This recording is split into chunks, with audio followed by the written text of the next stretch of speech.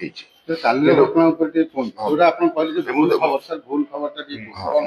ମୋ ବ୍ୟାକଗ୍ରାଉଣ୍ଡଟା କହୁଛି ତାର। ପ୍ରଥମ ଜିନିଷ ହେଲା କେବଳ ସରକାରୀ ହସ୍ପିଟାଲ ନୁହେଁ, ଆପଣ ଜାଣିଛନ୍ତି ରାଜ୍ୟ ସାରାର ସରକାରୀ ହସ୍ପିଟାଲ ତାଙ୍କର ଗୁରୁତର ରୋଗୀଙ୍କୁ ଏସସିବି ପଠାନ୍ତି। ଦ୍ୱିତୀୟରେ ସବୁ ମେଡିକାଲ କଲେଜ, ଏବେ ଯୋଉ ବାଲେଶ୍ୱରରେ, ବଲାଙ୍ଗୀରରେ, ବାରିପଦାରେ, କୋରାପୁଟରେ ମେଡିକାଲ କଲେଜ ହେଇଛି, ଯେତେବେଳେ ସେଠି ସବୁ ସାଧନ ସରିଯାଏ ସେମାନେ ରୋଗୀମାନଙ୍କୁ ଏସସିବି ମେଡିକାଲ କଲେଜ ପଠାନ୍ତି। ଏପରିକି ପ୍ରାଇଭେଟ ଆୟୁଷ୍ମାନ ଭାରତ କଲେଜ ଯେମିତିକି ସମ୍, କିମ୍ସ, ହାଇଟେକ୍, କଳିଙ୍ଗ, ସେମାନଙ୍କର ସାଧନ ସରିଗଲା ପରେ ରୋଗୀଟିକୁ ଏସସିବି ପଠାନ୍ତି। ଏପରିକି ଏମ୍ସ ରୁ ପ୍ରତ୍ୟେକ ଦିନ 100ରୁ ଉର୍ଦ୍ଧ୍ୱ ରୋଗୀ ଏସସିବି ଆସୁଥିବା ଆମେ ଦେଖୁଛୁ, କାହିଁକିନା ସେମାନଙ୍କର ଯୋଉ ଯେତିକି କ୍ଷମତା, ତାଙ୍କ 35ଟି ବେଡ୍ ଅଛି ଆଇସିୟୁରେ।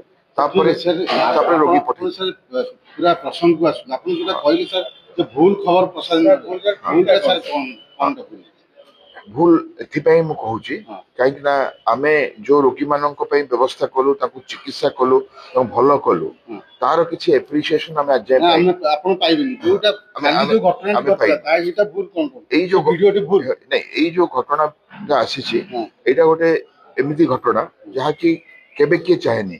ଆମେ ଡାକ୍ତର ମାନେ ଚାହୁଁନା, କି ଆପଣ ମାନେ ବି ଚାହିଁବେନି, କି ରୋଗୀ ବି ଚାହିଁବେ। ପୁରା ପର୍ଟିକୁଲାର କୁହନ୍ତୁ ଯେ ଭୁଲ ଖବରଟି କଣ, ଯେ ଭିଡିଓଟି ଭୁଲ ନା ଏ ଜାଗା ନୁହଁ, ଅଲଗା ଜାଗା ନା ସେ ଲୋକଟି ପଡିନି। ଏଇ ଖବରକୁ ସୋସିଆଲ ମିଡିଆରେ ଦବା ଭୁଲ। ଦେଖନ୍ତୁ ଏସସିବି ନାଇଁ, ଯିଏ ବି ଦେଇଛନ୍ତି ଆମେ ଜାଣିନୁ, ତାର ଇନକ୍ୱାରି କରୁଛୁ।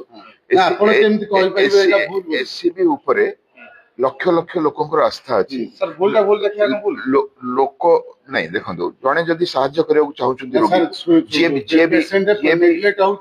ସେଇଟା ଯଦି ସୋସିଆଲ ମିଡିଆରେ ପଡିବାଟା ଭୁଲ। ନାଇଁ, ଆମେ ତ କହୁଛୁ ଏଇଟା ଦୁର୍ଭାଗ୍ୟପୂର୍ଣ୍ଣ। ଆମେ କହୁଛୁ ଏଇ ଘଟଣା ଦୁର୍ଭାଗ୍ୟପୂର୍ଣ୍ଣ,